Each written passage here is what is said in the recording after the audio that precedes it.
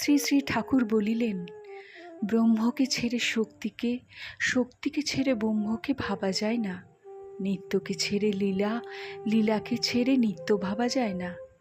আদ্যাশক্তি লীলাময়ী, সৃষ্টি স্থিতি প্রলয় করছেন, তাঁরই নাম কালী। কালী ব্রহ্ম, ব্রহ্মই কালী, একই বস্তু।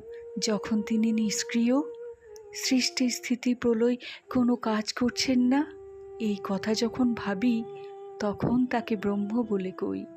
যখন তিনি এসব কার্য করেন তখন তাকে কালী বলি, শক্তি বলি।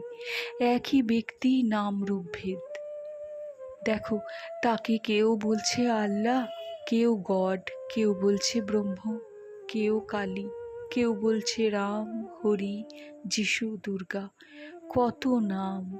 তাকে যে নামেই ডাকবো তিনি সাড়া দেবেনই দেবেন।